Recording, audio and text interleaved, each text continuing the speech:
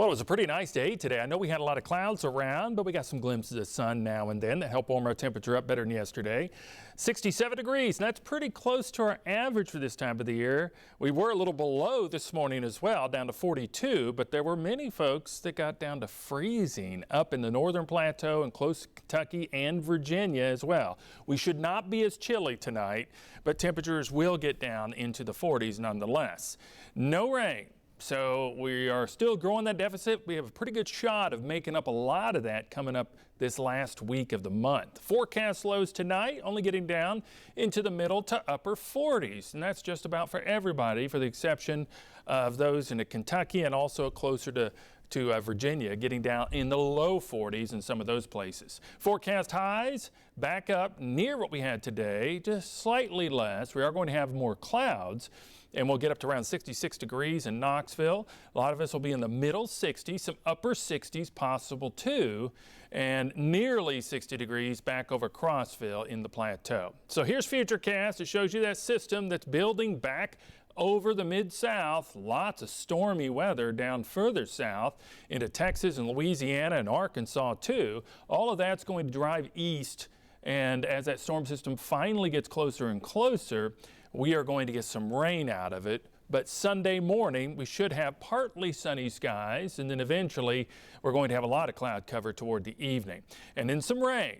Although it is in the central part of the state, we could get a couple of isolated showers after sunset, but most of it's going to be coming overnight and into Monday. So you want to make sure you have your umbrella handy. We're going to have scattered showers off and on through Monday, and we could pick up significant widespread rain. And this is just one of two systems. There's another one that'll be at its heels, and that will come by Wednesday. So those are the 2 days we have the best chances that we're going to have a lot of rain around. So Sunday, only a 20% chance. It's late in the day primarily. Then Monday, 90%. It's going to be a soggy Monday. Lots of clouds too this week because one system after the other, clouds kind of hang around. So Tuesday, we got a slight chance of a few lingering showers. Wednesday, a lot more rain. Thursday, it'll start to taper off and maybe start to see the sunshine back late in the day, just in time for the last day of the month on Halloween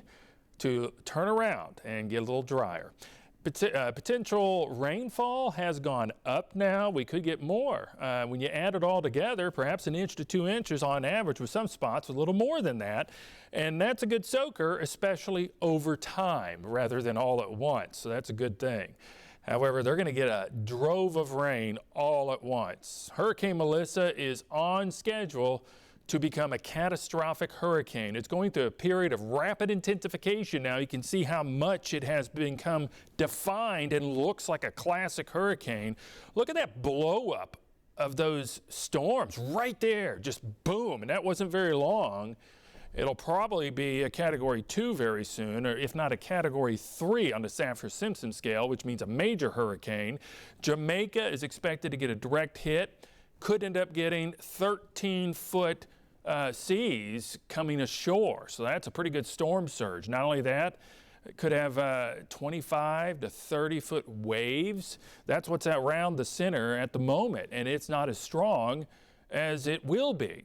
There are hurricane warnings out for Jamaica, of course, hurricane watch out for Cuba, and into Haiti, they got a tropical storm warning because they're getting tropical storm conditions. Not only these things are going to happen with the ocean, but they could get 3.5 feet of rain in Jamaica. That is way more than they need in a short amount of time. So that's why it's catastrophic. And I believe it's going to be a Category 5 at its maximum intensity of 160-mile-an-hour wind possible, weaken as a Category 4 once it starts coming inland. But that's still a catastrophic hurricane. Then it'll continue over Cuba, get into the islands of the Bahamas, and then continue to move out into the ocean. That's good because we got that trough of low pressure that is coming along the eastern seaboard. That's what's bringing us the rain, but it's going to pick it up and keep it away from the United States. Here's the way it's going to look of one solution, showing you it intensifying, going over Jamaica as it makes that turn. It's going to slow down a little bit, and that's not even helpful.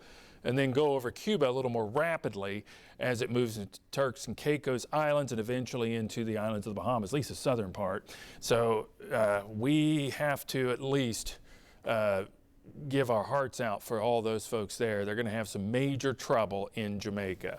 Well, the next 7 days, we have periods of rain. Temperature's going to be much cooler, into the 50s for highs primarily, and our lows, well, they come up, but then they go right back down to around 40, if not the 30s, by next weekend.